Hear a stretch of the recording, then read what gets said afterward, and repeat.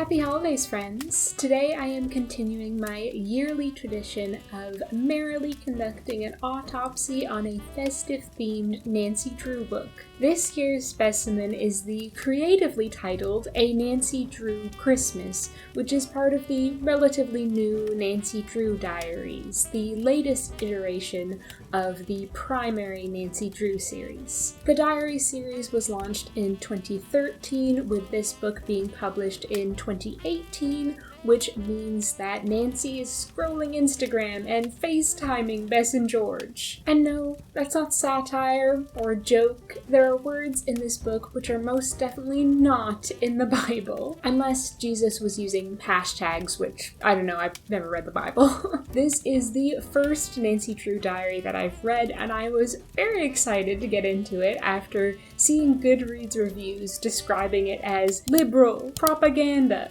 preaching, political, and stuffing an agenda so far down someone's throat that it triggers vomiting. Oh, how I miss the 1900s, says one person. I know that this is likely intended to mean the 1960s to 1990s, but I love that it instead makes the reviewer sound like a mortal vampire, just exhausted with the modern world. God, I miss the good old days when instead of getting TikTok accounts, kids got polio. Someone else mentioned that there's police brutality in A Nancy Drew Christmas, which only got me more intrigued. What the is going on in this book? So now that we know this book is a large serving of capital P progressive tofurkey stuffed with liberal propaganda, it's time to discover what it's actually about. In this special holiday Nancy Drew mystery, Nancy and her father are staying at a brand new ski resort for winter break, but she should know better than to expect an uneventful vacation. Things start to go wrong as soon as Nancy arrives. Someone tries to sabotage the new restaurant, and there are mysterious break-ins. There's no rest for this teenage sleuth, and this holiday season will be no exception. Luckily, Nancy has gathered some promising leads, but it's almost Christmas, and both guests and staff are starting to panic. Can she solve these crimes and save the holiday season? Sounds fairly inoffensive, right? But beware, this book will instantly radicalize any innocent child who even so much as glances at it. But before we dare to delve inside this dangerous book, all I want for Christmas is for you to like, comment, and subscribe if you enjoy this video. And maybe consider becoming a channel member too if you would like an exclusive video every month. A Nancy Drew Christmas starts with a diary entry from Nancy, which I assume is a feature of all the titles in the Nancy Drew Diaries. It reminded me very much of the opening letters in classic Nancy Drew games. Dear Diary, what went wrong? I should really know by now that no vacation of mine will go smoothly, but a ski disaster that lands me in a giant cast and a wheelchair just hours into the trip, now that has to be some sort of record. And the disasters have not stopped with my mountain wipeout. There's been a sabotaged opening dinner and mysterious hotel room break-ins, and now a couple of rival detectives are sneaking around the resort. No one knows if these events are linked or who could be behind any of them. What's worse, I keep running into dead ends, and Christmas is only days away. Can I solve this case before Santa comes to town? Or will this Montana resort be ruined before New Year's? Nancy is flying to the Grand Sky Lodge, an eco-friendly ski resort on the Montana-Wyoming border. Eco-friendly? Uh-oh.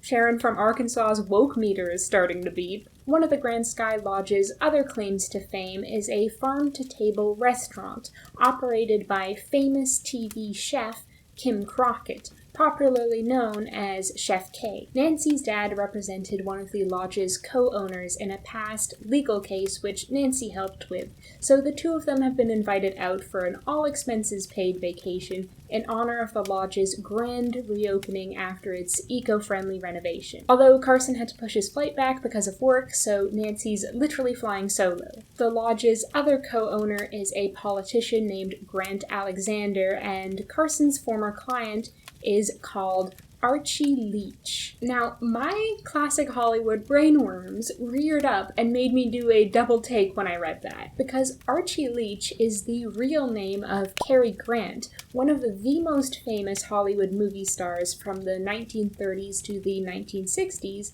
and the lead actor in my favorite film of all time, Bringing Up Baby, which makes Archie Leach's partner being called Grant feel all the more significant. I don't think this is simple coincidence, but we'll talk more about why that is later. Nancy is seated next to a journalist named Carol Fremont on the plane who talks about environmentalism being a popular trend. I think sustainable businesses are a lot more than just a trend, I told her. If enough businesses get on board, it could make a huge difference in the fight against climate change. Okay, I can kind of see where the people who accuse this book of being preachy are coming from. This doesn't sound like something a normal teenager would just say off the cuff, more like she's reciting a lecture or some kind of corporate ad copy. But I have to say this is one of only 2 instances in the book where I noticed Nancy turned into a robot preacher programmed to educate the masses on environmental sustainability and other woke issues in the most buzzword-laden, uninspiring corpse speak possible. On the whole, the pro-environmental message was integrated pretty seamlessly in the plot without feeling too overbearing, at least in my opinion. But that's me speaking from the perspective of someone who agrees with those messages. Maybe if this book was casually telling me that eating babies is a good thing, I would find it too political as well. After the plane lands at the airport, Nancy meets a few more characters while waiting for her luggage. There's Liz, an athletic 20-something woman with sun-bleached blonde streaks in her dark hair and stylish Burton brand gear, Brady, a tall, shaggy-haired guy who's Liz's husband, and their kids, Kelly, Jimmy, and Grace. Nancy also meets Jackie, the chipper guest services liaison for the lodge. She was wearing one of those walking boots they give you when you break a foot or ankle, and she was using a cane.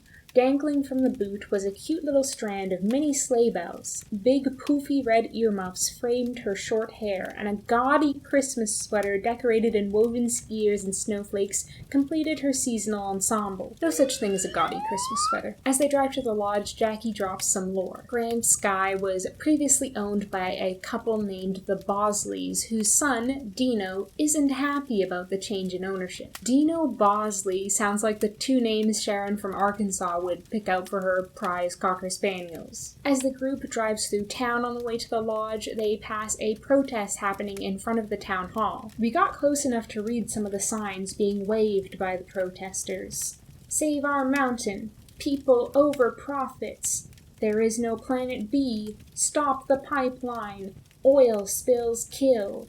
This last one had drawings of dead fish with X's for eyes. 2 guys held up a peculiar banner that read, "Geckos Against Global Warming." I had no idea what geckos were, except maybe a misspelled type of lizard.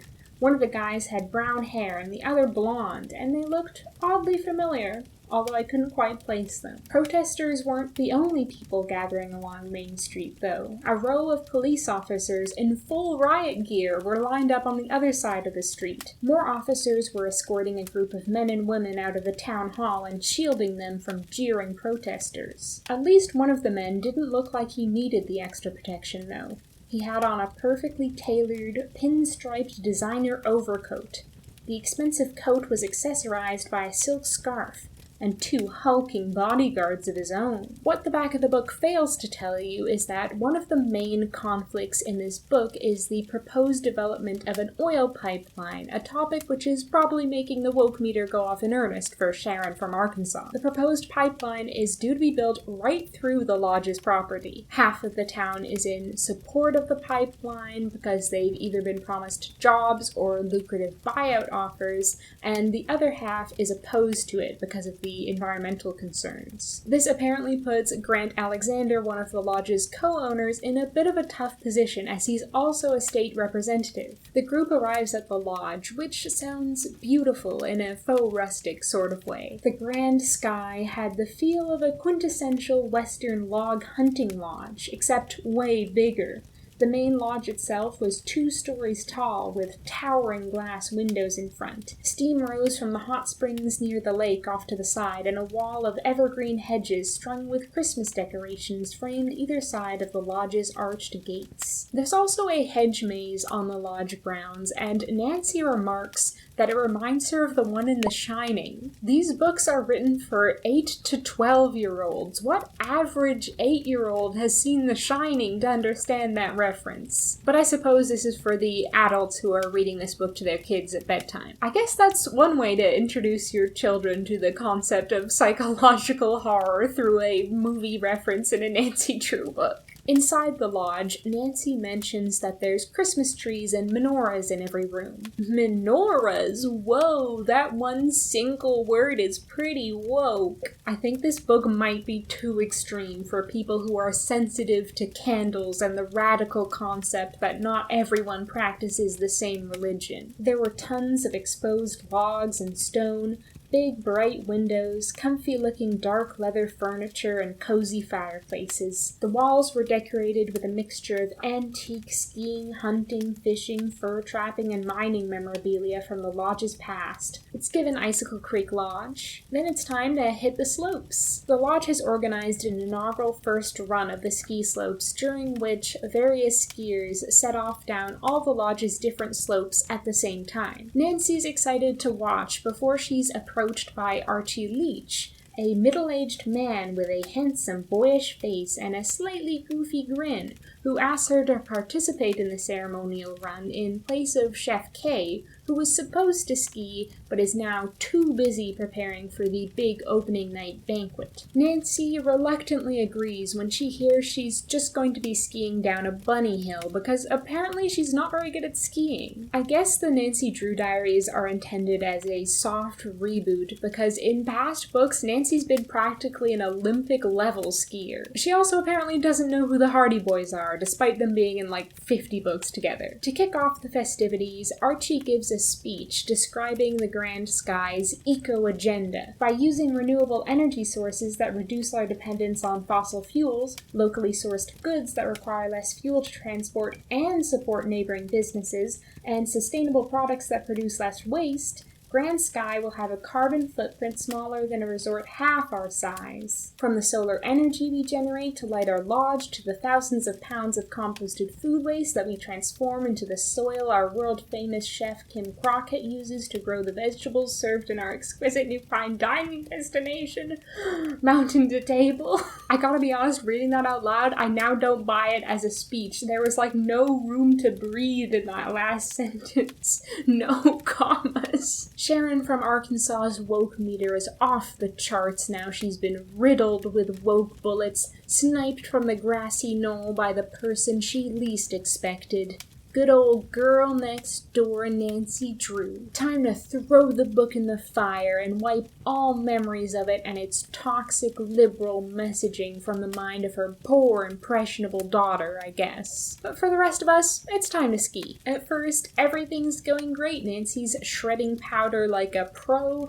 but then she avoids some ice markers, which instead of guiding her away from dangerous ice, lead her onto a patch of dangerous ice, causing her to fly up through the air and crash land into a snowbank. Nancy is rescued by a member of the ski patrol named Marnie. Her dark hair was twisted into a long, thick braid that hung down her back from the base of her helmet. Marnie brings Nancy to the lodge's clinic where she's examined by Doc Sherman, a jumpy middle-aged man. According to him, Nancy has a hairline fracture on her tibia as well as a femoral fracture, which means she needs to be in a foot-to-thigh cast for the next week and on strict bed rest. It was at this point that I realized the plot of this book is almost exactly the plot of Alfred Hitchcock's 1958 film Rear Window, which is about a man in a full-leg cast who discovers sinister activities by spying on his neighbors through his bedroom window. There's even a chapter later on in a Nancy Drew Christmas called Rear Window, making the allusion even more obvious. And then I recalled that Liz and Brady's children are called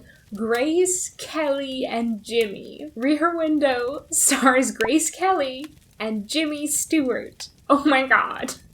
The references are as subtle as a fruitcake brick to the face. The ghostwriter for this book is Ruben Sack, who also wrote a lot of the recent Hardy Boys books, and is apparently a big old Hollywood fan. With Nancy in a brand new cast and wheelchair, it's time for the opening night banquet. However, an uninvited guest shows up in the form of Dino Bosley, the son of the former owners. He is upset because he wants the pipeline to go through so he can get a lot of money, and the lodge is obviously in opposition to that because of the whole eco-friendly thing. No one is able to get Dino to leave until a short woman in a white chef's jacket shows up, an intense scowl on her face, and a large, blood-stained meat cleaver in her hand. This is Kim Chef K. Crockett, here to up any rabble-rouser who dares disturb her grand dinner plans by throwing her cleaver at Dino's head. You can probably guess what happens next, as it's unlikely that this book for 8 to 12-year-olds would start off with the bang that is a gruesome public cleaver murder. That would perhaps be too progressive. So the cleaver hits the wall behind Dino's head, and he runs away in fear. Dinner and a show. The auspicious start to the banquet doesn't improve when the dinner guests' hot hand towels, used to wash their hands before they eat, are found to be laced with habanero peppers, which gives everyone in the room a violent reaction, especially those who touched their eyes afterwards. The next day, George texts Nancy to check your IG. Carol Fremont, the journalist, has cooked and served a thorough roast of the events at the Grand Sky so far on her Instagram account, especially the hot pepper hand towel incident, accusing Chef K of macing her guests, with the cutting hashtags fine dining fail and travel disaster. How will the Grand Sky Lodge ever financially recover from hashtag travel disaster? Nancy also gets a text from her dad. Huge winter storm in River Heights. Flights grounded for at least a couple of days. Sad face. I'm so sorry, sweetheart. Call me when you get up. Never in my life did I think I'd be seeing George text Nancy, check your IG, or Carson Drew use emojis, but somehow both those things happened over the course of 2 meager pages. Nancy goes downstairs and meets the concierge, Henry. Henry, excited about breaking into the exciting world of amateur sleuthing, vows to be Nancy's confidential informant. I grinned. I had the feeling this was going to be the start of a beautiful friendship. I literally said, "Oh my god," out loud when I read that for the first time. If you're not familiar, that line is a quote from the 1942 movie Casablanca. I'm losing my freaking mind. In a positive way, though. In a positive way. Henry provides Nancy with some valuable background information. 1. Someone has been breaking into the rooms at the lodge, but curiously not stealing anything. 2. There's a rumor about a hidden treasure in the lodge dating back to the gold rush. And 3. During the renovation, some workers discovered a secret room, although it was completely empty when they found it. Unfortunately for Chef K, this day brings more hashtag fine dining fails. Someone turned off the heat in her greenhouse, causing all her plants to die, and she is out for blood, waving around a knife and screaming in Henry's face. How am I supposed to serve poached rainbow trout with dill tzatziki and chicory flower garnish without the dill and chicory flowers? Come on, people. Nancy thinks. From what I could tell, most of Chef K's employees didn't particularly like her, but they did respect her.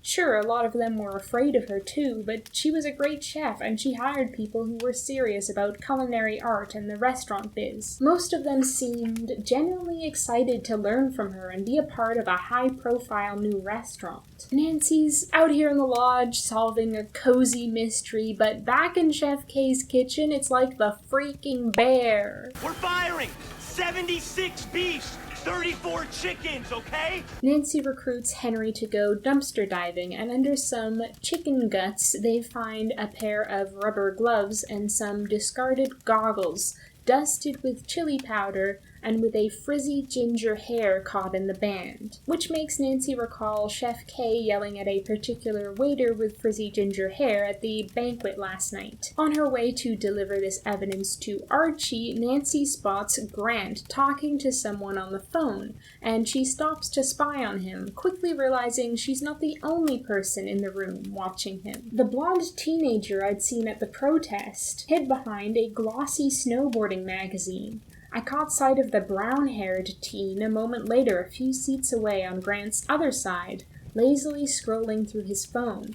At least that's what it looked like he was doing. He was subtle enough you'd never notice that his line of sight was aimed at Grant and not his screen, unless you'd done as much clandestine surveillance as I had. Grant writes a note down on a pad of paper, and after he leaves, the two mysterious sleuths take a rubbing of his note, which unfortunately means that Nancy is unable to get her own rubbing before she leaves to interrogate the waiter. However, she does pick up Grant's pen. Nancy convinces the waiter to confess by threatening to call Chef K, who will presumably kill him with her knife, chop him up into little bits, then pan-fry his bits with some butter and onions, and bake him into a Michelin star-worthy pot pie to be served to a table of Instagram influencers at her fine dining restaurant. The waiter admits that he did contaminate the hand towels and kill Chef K's plants, but he was just following instructions left for him in mysterious notes signed by the Grand Sky Christmas Elf. This evil elf convinced him to sabotage Chef K by weighing down one of the notes with a fat gold nugget. Hearing about the waiter's confession, Chef K demands justice by insisting he be arrested,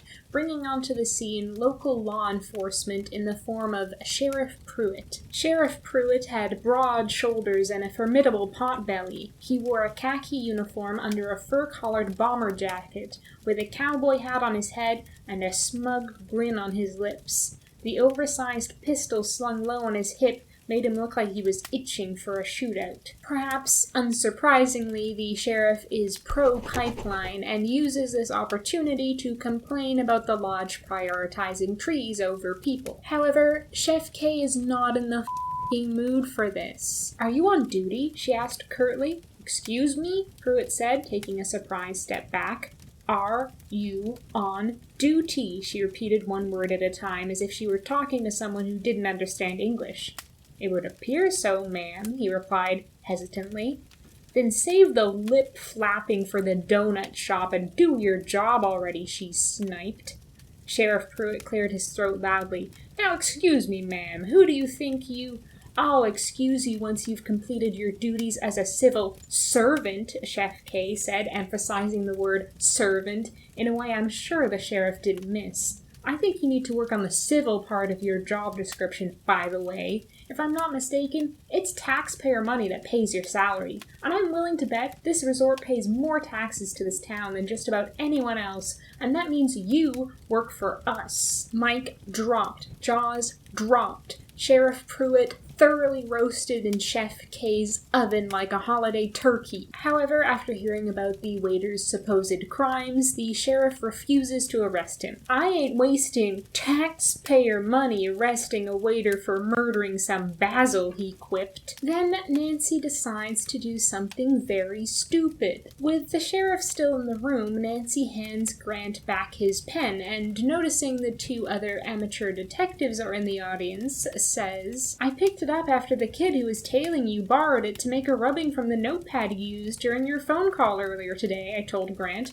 pointing over his shoulder to the aforementioned stalker. "Why would you do this, Nancy? Why would you do this?" The only reason I can think of is that she's subconsciously jealous of these other detectives and has a deep-seated inner desire to be the biggest and baddest amateur teen sleuth in the room. So, of course, after hearing Nancy's damning evidence, the sheriff decides to arrest the rival sleuth, but only after grabbing him by the collar, slamming him against the wall face first, and twisting his arm behind his back so hard it makes him yell, "Ow! Cross police brutality off your woke bingo cards." So yeah, as we all probably guessed, Sheriff Pruitt has just arrested and police brutalized Frank Hardy. Nancy helpfully digs the hole deeper for Frank by informing the sheriff that the Swiss Army knife he confiscated from Frank looks like it's been used as a lockpick, like she's some kind of f***ing narc. This is a wrongful arrest in violation of the Fourth Amendment pursuant to Title 42, Section 1983 of the U.S. Code. Frank Hardy and I exchanged a surprised look. We'd both quoted the same law at the same exact time. I love these f***ing nerds. Sheriff Pruitt is not going to listen to some precocious teenagers, however, and after he takes Frank away, Joe Hardy approaches Nancy to tell her he filmed the whole encounter. That was a bogus caller, and you know it. "I'm glad you documented it," I said, catching him off guard. "Law enforcement's duty to protect and serve is one of the most important responsibilities in a democratic society, and officers should be held accountable when they abuse their power or violate a person's rights." Reverend Nancy is at it again with her conspicuously formal preaching. These little sound bites feel so out of place, like she's suddenly been possessed by the ghost of an Instagram infographic about social justice 101. Again, I agree with her, but it sounds like she's reading from a textbook, and I don't think that's necessarily the most effective way to teach children a moral lesson. Showing, not telling is a writing axiom that's grown to be a cliche, but cliches are usually overused because they're accurate. Personally, I think showing and telling are equally important when used in balance and moderation, but I wouldn't call this and the previous paragraph I pointed out as being in moderation. The telling factor is about as subtle as a reindeer hitting grandma at 100 miles per hour. But this was the last instance of Nancy's sermonizing I noticed in this book. Talking more with Joe, Nancy learns that he and Frank are under the impression Grant is working with the pipeline people, as he's been having clandestine meetings with pipeline honcho Larry Thorwald, the same man Nancy saw leaving town hall flanked by 2 bodyguards. Joe goes on to say, and the note Sheriff Pruitt stole had a phone number with the same area code as Thorwald's. I'm a bit ashamed to say I actually laughed out loud at that line. I had to have a long and introspective think afterwards and determined that I only found it funny because Joe Hardy said it, not because I have the sense of humor of a 9-year-old boy. I noticed that one of the reviewers on Goodreads said that there was so much swearing in this book, and I think by swearing they mean the word poo. Sorry. Although it would have been so funny if Nancy just yelled, "F*** the police," whenever Sheriff Pruitt entered her line of sight. Also, apparently on the note Grant left are the initials TS, perhaps implying that Taylor Swift is wrapped up in this whole conspiracy. Joe then explains what he and Frank are doing at the Grand Sky. "We flew in with the Bayport High Green Environment Conservation Club to join the pipeline protest and figured the best talent we brought to the cause was our detecting," he explained. Green Environment Conservation Club? Well, that solved the mystery of the odd geckos sign they'd been holding at the protest. Frank and Joe being passionate members of their high school environmental club is so adorable. Nancy asks Joe if he and Frank have any hard evidence against Grant, but he says no, they don't. "Something smells fishy, and where there's smoke, there's usually smoked fish," he declared confidently. Classic Joe. After this, all our heroes start saying there's something smoked fishy going on whenever they're suspicious of something, which I love. For the most part, this book absolutely nails the dynamics between all the characters. After the day's excitement, Archie insists that Nancy rest her leg, but you can't keep a good woman down, and Nancy doesn't take a break, not even to drink hot cocoa by the fire or mindlessly doom scroll through social media for an hour. I headed for mountain to table to resume my covert surveillance of Chef K's staff. Unfortunately, it didn't take much surveilling to see the decorative Hanukkah menorah in the restaurant's entrance erupt into flames. Seems like the evil Christmas elf is back at work and has doused the menorah in butane. And there is more misfortune on the menu when the evil elf leaves Chef K's supply of sauerkraut in the vents, stinking up the entire lodge. Guests are checking out, Carol the journalist is having a euphoric nosebleed from the thought of how much social media clout she's going to get, and Chef K is one split sauce away from snapping and butchering half the lodge with her cleaver. Meanwhile, Frank has been banned from the Grand Sky for being a criminal, but Joe vows that Frank can still work his nerd magic from afar, like he's some kind of wizard trapped in a high tower, his tools of the trade not an enchanted orb or a spell book, but an Ethernet cable and a VPN. This gives Nancy an idea, and she makes a phone call. "Yes," George shouted over the phone. "I love a good hack-off." Later that night, Nancy looks outside and spies Chef K stalking the lodge's grounds, accompanied by her emotional support knife. The next day, with the help of Liz and Brad, who make Nancy a makeshift ski chair, Nancy follows Chef K's footprints through the snow. The three of them discover a secret door into the lodge, with a bear trap set in front of it. When Chef K hears about this, she states that she is the only one who knows about and uses the secret door, implying that someone out there is hunting not bears, but TV chefs. Just off screen, the evil elf sits in its hunting blind, lining up the shot. The secret door leads into Chef K's pantry, which is also the hidden room the workers discovered during the renovation. Then it's time for the hack-off, which is coincidentally also what Chef K plans to do to the evil Christmas elf if she catches them. Hack off all their limbs. "Alright guys," I said, kicking off the introductions. George and Bess of Team Drew meet Frank and Joe of Team Hardy. Bess said a breezy hello to everyone and batted her eyes.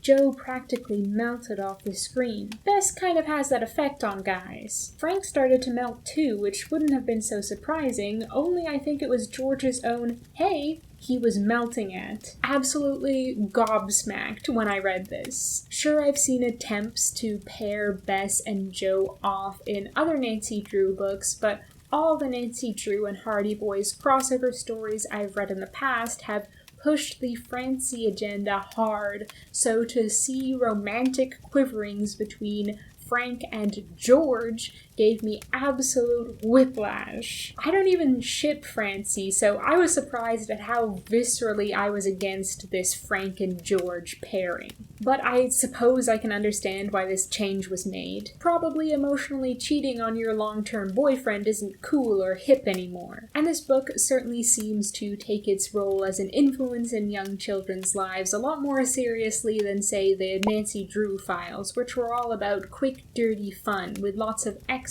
flirting and explosions. But still, this just feels kinda lazy, like the two couples are just being paired up as a matter of convenience rather than anything else. Like, oh, Nancy has two friends, one with blonde hair and one with brown hair, and there are two Hardy Boys, one with blonde hair and one with brown hair, so let's just pair them up. Blondes with blondes and brunettes with brunettes. But to be honest, they don't need to be paired up. There doesn't need to be any romance in this book at all. This romantic subplot between Frank and George amounts to about 3 sentences and just doesn't really contribute anything to the story other than mass confusion for longtime Nancy Drew fans. Anyway, it turns out hack off is just a quicker and more concise way of saying George and Frank both did some online research and are now sharing it with the group. George has discovered that Dino Bosley has some additional beef with the lodge, pun intended. He wanted to open a fine dining restaurant at the Grand Sky before his parents sold the place and his dreams went up in smoke like a wiener left on a barbecue too long, giving him a motive to hate Chef K, who is basically living his dream. Frank, on the other hand, has found out that Grant received an expensive contribution to his re-election campaign from pipeline fanboy Larry Thorwald, making Grant look real smoked fishy. Additionally, Grant and Archie's firm apparently bought a lot of stock in a company called All Alloy, which is one of the biggest suppliers of rivets to the pipeline company's main contractor. So it sure looks like these supposed tree huggers are actually funding their biggest enemy. One fact I think we can all agree on is that Frank won the hack-off, Joe declared. You're dreaming, Hardy. I totally crushed him, George objected immediately. Only if by crushed you mean didn't do as well as, Joe shot back. You're just upset because your brother got whooped by a girl, George snapped.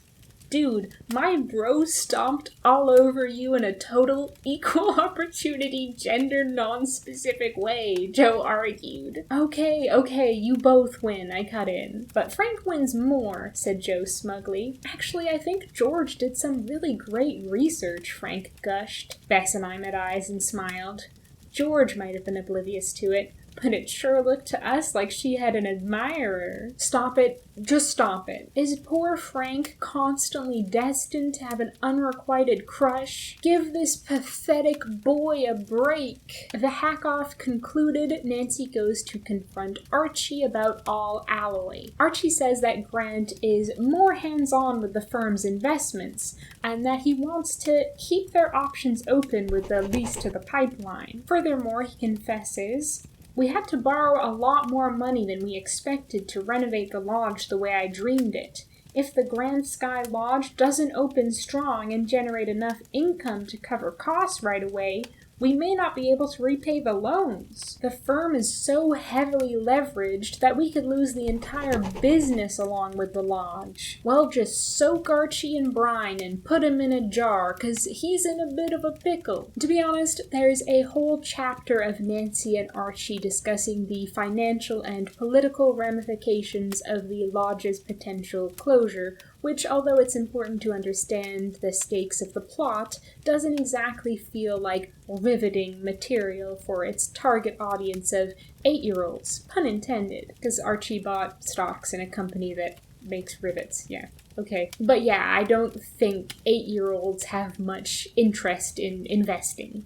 Buying stocks, they're more interested in buying Robux with their parents' credit cards. In the next chapter, the action ramps up again, with Nancy saving Chef K from plummeting to her death off a 20-foot ledge while skiing, after someone, probably the evil elf, moved the boundary signs. This leads Nancy to realize that the accident which caused her to break her leg was another act of intended sabotage against Chef K because, remember, Chef K was originally supposed to ski down that run. Nancy checks the security camera footage of the slope for the saboteur and sees that the person who moved the markers wore a ski patrol outfit and had a long, braided ponytail, just like Marnie, the ski patrol member who rescued Nancy. Marnie is arrested and taken away in handcuffs and disgraced, although she swears she didn't do it. Nancy then decides to take a one-horse open sleigh ride through the snow to survey the lodge's grounds for clues, with Jackie as her driver. If you've forgotten, Jackie is the perky guest services worker whose foot is in a boot cast with jingle bells attached to it, and the horse is named Clyde. The trio of Nancy, Jackie, and Clyde start heading towards the hot springs, and as they get closer,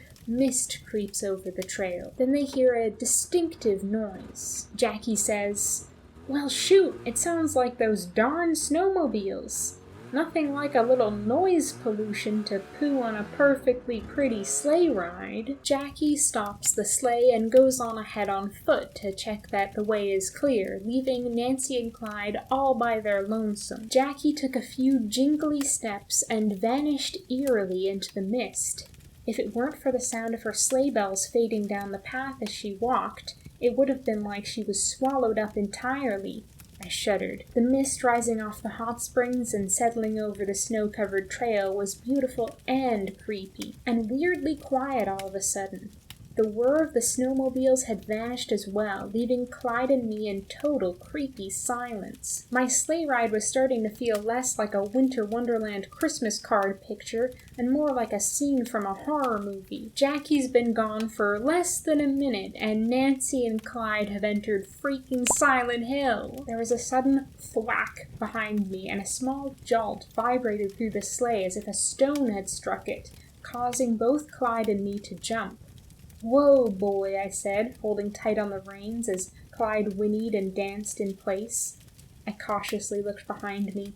I couldn't see anything except for trail and mist. Clyde whinnied again, pulling my attention back to the trail ahead of us where a silhouetted figure began to emerge from the mist, and it wasn't jingling. Fortunately, the figure actually is Jackie, who lost her jingle bell along the way. Suddenly, there's the sound of a gunshot, spooking Clyde and making him bolt down the trail, hauling Nancy along with him and leaving Jackie behind. Then this happens in a scene straight out of Looney Tunes. Clyde veered off the trail, flashing past a warning sign of some sort, but we were moving so fast and there was so much mist, I saw only one word clearly: danger. Nancy soon realizes that she and Clyde are getting penned in by snowmobiles before they have a much bigger concern. One of these snowmobilers shoots his gun again, causing an avalanche which would have swallowed Nancy and Clyde were not for the fact that Clyde is a very brave and strong boy and manages to outrun the avalanche. Clyde is just built different from all the other horses on the world. He can outrun a freaking avalanche. Clyde is horse peak performance. When people talk about horsepower, they're talking about Clyde, the most powerful horse. Unfortunately, Clyde runs away from the avalanche straight onto a frozen lake covered by very thin ice, which starts to crack under the sleigh, threatening to plunge both Nancy and Clyde into the freezing water. But luckily, due to Clyde's prowess, he pulls them to safety. When the most life-threatening sleigh ride ever finally ends, Nancy realizes that the thwack sound she heard earlier was actually someone shooting a crossbow bolt into the back of the sleigh. Attached to the bolt is a note which says, "Back off or else." Short and not so sweet. As if to make up for the dull business conversation between Nancy and Archie in the last chapter, so much happens in this chapter. It's almost cartoonish how many things go wrong, like Nancy's suddenly in a slapstick comedy, a Buster Keaton film or something. Also, apparently the avalanche Nancy and Clyde narrowly escaped triggered a second avalanche further down the mountain, blocking all the roads to the lodge and effectively trapping everyone. Doc Sherman again examines Nancy for injuries, and although her cast was due to come off the next day, he insists that she keep it on for longer, just to be safe. Not the type to slack off after Nancy's exciting morning being dragged through the snow and almost dying in like 10 unique ways, Nancy spends the afternoon discovering a secret door in the lodge's reading room with Joe. Because Nancy's wheelchair can't fit through the door, Joe goes in alone and reports his findings back to Nancy. "I didn't find any gold, but I did find this," Joe said, and stepped back into the reading room holding a long, braided lock of dark brown clip-on hair that looked just like Marnie's trademark braid. So it looks like poor sweet Marnie was framed. Keen to wrap this up before Christmas, Nancy and Joe plot to set a trap for the culprit by leaving them a note in the secret passage. "I know what you did. So will everyone else if you don't come to the maze at 11:30 tonight with enough of that gold you gave the waiter to buy my silence. Start at the maze lower gate, take 2 lefts, a right, and a left. Come alone. No disguises. No funny business. Your Secret Santa." The plan is for Joe to hide inside the maze and identify whoever shows up without getting caught. Foolproof plan, right? I mean, only in the sense that this is proof Nancy and Joe are fools. There's so many ways this could go wrong, good grief. Nancy acts as a lookout from her room with a hot pepper booby trap set over the door in case anyone tries to break in, which I thought was a nice touch. Love seeing a story element return like this. It shows a lot more authorial consideration than some Nancy Drew ghostwriters of Christmases past. As Nancy watches, 2 people on snowmobiles approach the maze. Unfortunately, they're smarter than either Nancy or Joe gave them credit for, as they've come armed with chainsaws with which to cut through the maze and Joe's vulnerable fleshy body. Things escalate even further when someone enters Nancy's room through a secret door, thereby dodging her hot pepper trap, brandishing an axe. This is where I'd make a reference to The Shining, but unfortunately, like 99% of the 8-year-olds reading this book, I haven't actually seen The Shining. The someone is Jackie, alias the Evil Elf, the bubbly guest services person with the alleged broken foot. Alleged because her foot is not actually broken, the cast is a fake. It was just a tool to make her seem vulnerable and therefore unlikely to be setting bear traps for Chef K. Jackie is looking for the lodge's supposed hidden gold, which she suspects is in a secret room in Chef K's kitchen. The problem is, Chef K banned any unauthorized personnel from entering her kitchen, so clearly the only thing Jackie could do was kill her. Instead of maybe consider this, befriending Chef K, which is what Nancy did to get access to her secret room. But hold on. There's more plot to untwist here. Just before Jackie cleaves Nancy's head in two with her axe, Doc Sherman walks in and Jackie's like, well, it's about time you showed up, because Doc Sherman is not just her accomplice, but also her toxic situationship. Messy! Doc Sherman confesses that the cast on Nancy's leg is also fake. She does not and has never had a femoral fracture, only a minor injury to her ankle. This man broke the Hippocratic Oath as easily as a Kit Kat. You know, the oath doctors take and swear never to do harm or injustice to their patients. Doc Sherman clearly regrets his actions and wants to atone, but before he can help Nancy, Jackie pushes Nancy out the window. Nancy plummets the 2 stories from her room, but is miraculously caught in a blanket held out by Liz and Brady. The 2 of them heard yelling from Nancy's room, and realizing she was in trouble, hustled over to catch her before she could break not just her femur, but all her bones. It's a Christmas miracle! Okay, but don't relax yet. There's still more plot to untwist. When Jackie confronted Nancy in her room, she also revealed that she edited Nancy and Joe's Secret Santa note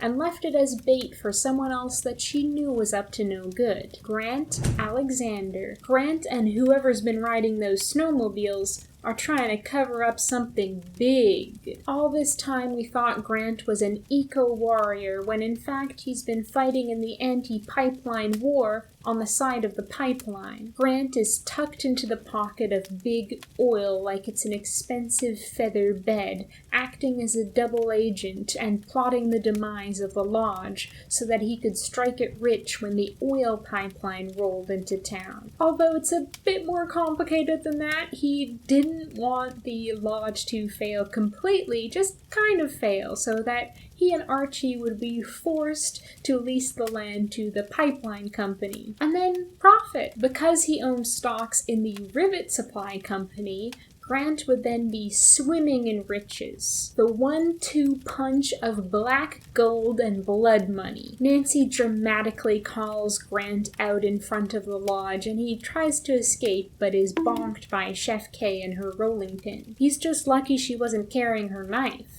Then it's time to take on the snowmobilers, who are actually pipeline boy boss Larry Thorwald's bodyguards, called in as backup by Grant. However, they get scared off when they see Grant's lifeless body on the ground. Apparently, both the bodyguards are nicknamed Tiny, and that's what Grant's mysterious note referred to. The T's, not Taylor Swift. A bit weak, but fine. Ski Patrol locks away all the assorted criminals Nancy discovered on the mountain tonight, and the next day the roads are cleared and the police arrive to take them away before Sheriff Pruitt is suspended for misconduct. Archie surprises Nancy and Joe by buying tickets for all their close friends and family to come stay for Christmas, so soon the lodge is crowded with Carson Drew, Fenton Hardy, Bess, George, Frank, Hannah, and Ned. Bess fluttered her eyelashes and Joe melted. George ignored Frank and Frank melted. Ned kissed me on the cheek and I melted. Being Bear me. And the hidden treasure, you might be wondering. What about the hidden treasure? It's real, but it was discovered years ago by the Bosleys, who are now living it up in the Caribbean. Great job, Jackie. You repeatedly tried to kill a woman and are now going to jail for absolutely no reason. To bookend things, there is a final diary entry from Nancy, again reminiscent of her closing letters in the games. Dear Diary, this is one holiday season I won't soon forget. I can't believe all the false leads there were in this case, and multiple culprits with totally different motives. It's enough to make anyone's head spin. I have to admit, it was nice to have help from the Hardy Boys. I can't believe I once saw them as rivals. Turns out this resort was big enough for 3 teenage detectives. So the big question, the question on everybody's lips. Is this book woke? No, it's not. And neither is Secret of the Forgotten Cave, a Nancy Drew book from the 1900s about bat conservation, or Cross Currents, a Nancy Drew book from the 1900s about marine industrial pollution,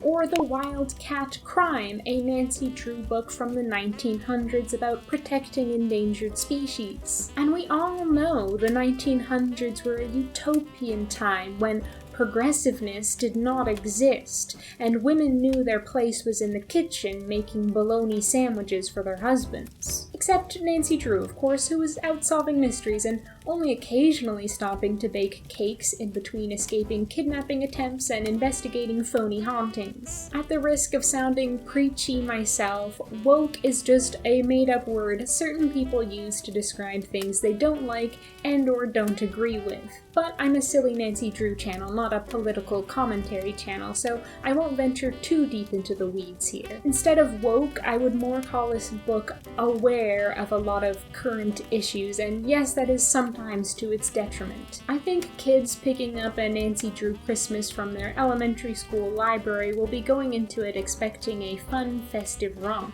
not a whole chapter about investment advice, political machinations, the stock market, and how not to fund a startup. But I still had a great time reading it. I found it a great cozy mystery for the holidays, which managed to remain lighthearted despite discussing such weighty issues as environmental concerns and police corruption, which, when you think about it, is quite an impressive feat. This will be my last video for 2024, so I just wanted to take a moment to reflect on the year. I had a lot of amazing opportunities this year, including getting to collaborate with Her Interactive, which has been a dream of mine for the longest time, and I am still unbelievably grateful and just stunned that it happened. I also was gifted a copy of The Crimson Diamond by the creator and got to play that on my channel, and that ended up being one of my favorite games of 2024. I went on a trip to Prague and got to see all the locations from Mystery of the Seven Keys, as well as some locations in Germany from one of my other favorite games, Gabriel Knight, The Beast Within. Mind-blowing. And I hit 2,000 subscribers. That's more people than the entire student body of my high school when I was there, which is wild to think about. I also got my Master of Arts and graduated with a distinction, so that was pretty cool. Even though the latter half of this year hasn't been that great for me personally, I still would consider this one of the best years of my life, and you're a part of that, so thank you. Thank you for your support, whether it be through likes, comments, a subscription, a channel membership. Thank you for being here.